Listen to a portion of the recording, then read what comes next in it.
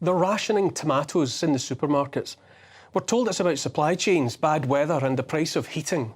But right now, in terms of the messaging, I suspect it's more about pushing the word, rationing.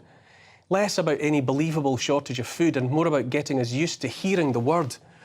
No doubt, if experience is anything to go by, the rest will come later. My money says the rationing app for our smartphones is already sitting on a hard drive somewhere, ready when we are.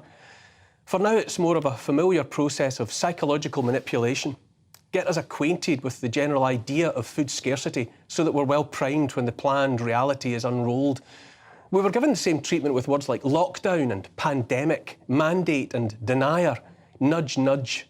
Rationing is a word from our parents' and grandparents' generation, a bit like war in Europe and fascist, and now they're back in fashion once more. Rationing.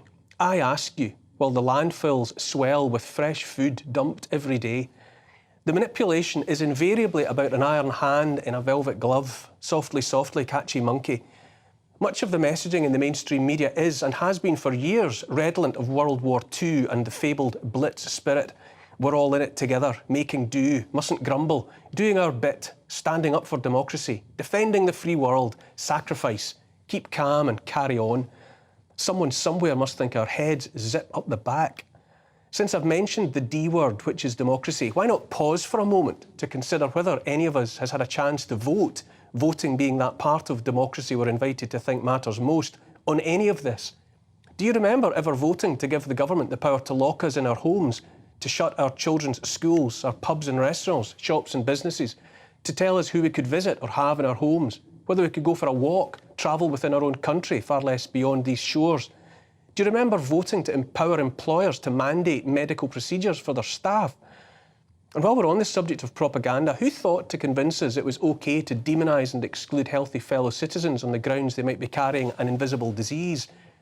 If you don't remember whether or not you were invited to get involved in a conversation or a debate about all of this, perhaps it's because you were quite understandably distracted most of the time by the bombardment of state-sanctioned messaging by politicians and the mainstream media. Or maybe you were just afraid of the guaranteed ridicule or losing your job. It's not just us here in the UK either.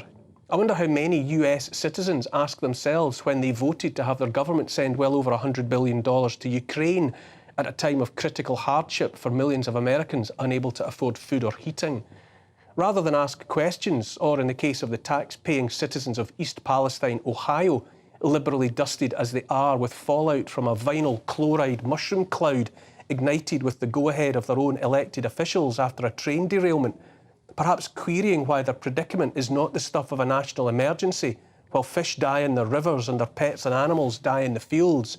They're apparently expected to be reassured by the sight of Joe Biden posing for photos thousands of miles away in Ukraine, while air raid sirens provide sound effects and President Zelensky turns out once more in his freshly laundered combats.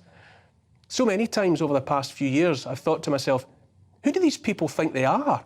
All of them, once elected to office, herding us towards world war, taking away our natural freedoms. Who do these people think they are that feel empowered to disregard our liberty, our very existence as independent individuals, and spend their time posturing and politicking, fiddling while Rome burns?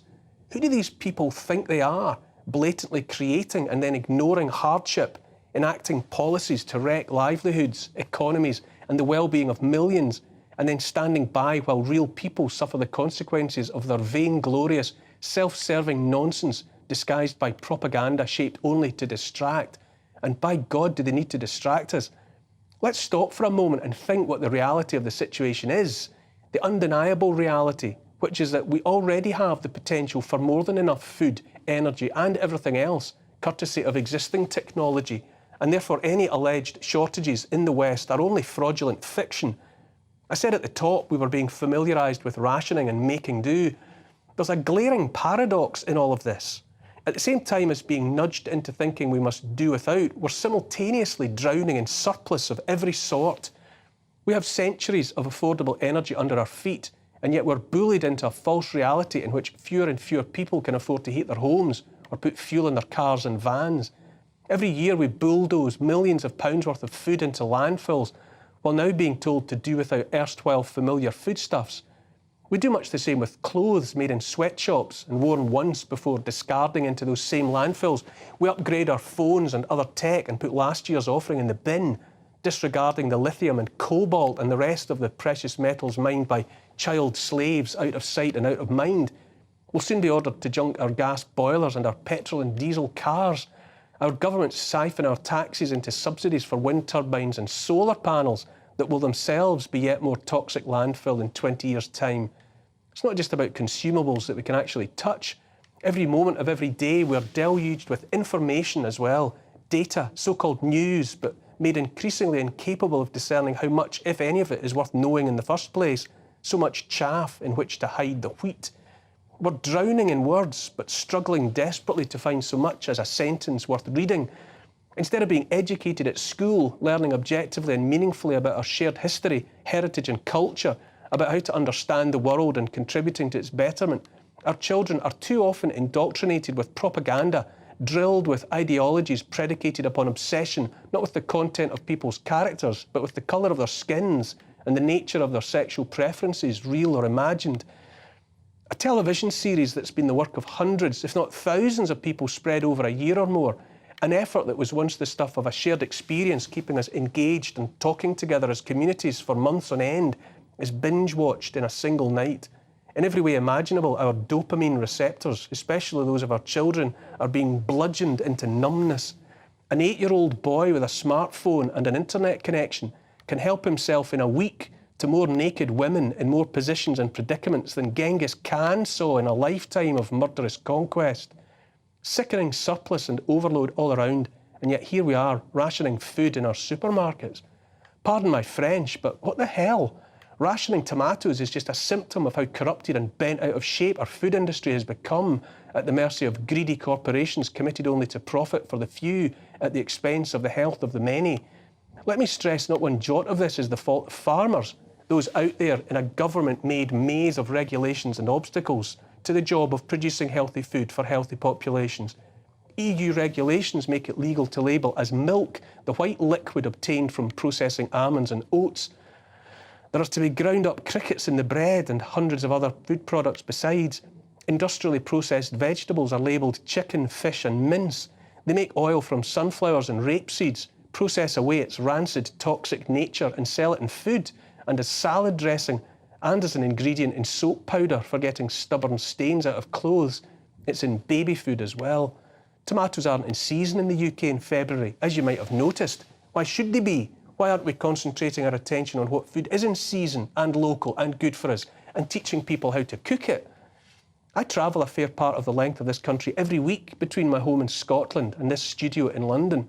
Aside from the odd moment or two of built-up area, the vast majority of the landscape is green fields.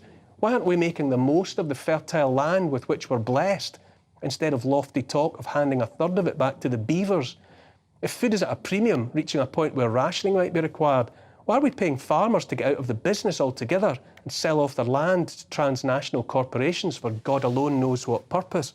Why are planes and ships burning fuel to transport avocados for thousands of miles around the world from places where the mass cultivation of the product causes catastrophic damage to local water supply? What do you think is the answer to these questions?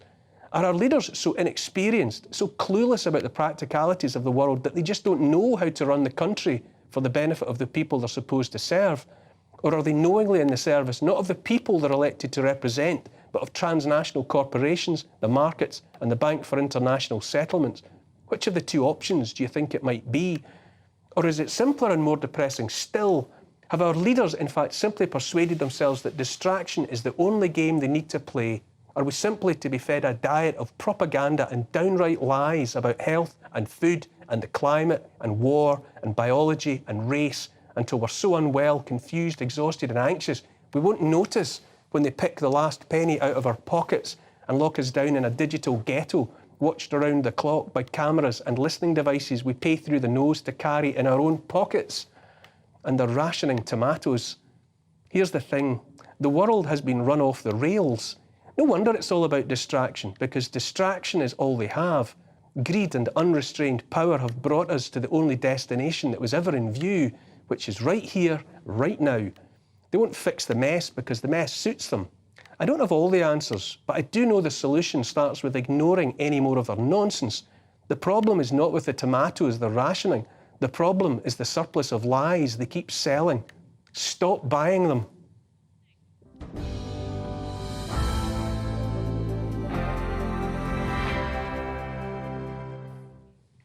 That's my opinion, of course, and you're free to disagree with me. Keep your tweets and emails coming all through the show. You can email gbviews@gbnews.uk, and you can tweet me as well at gbnews, and I'll try to get to your comments later in the show.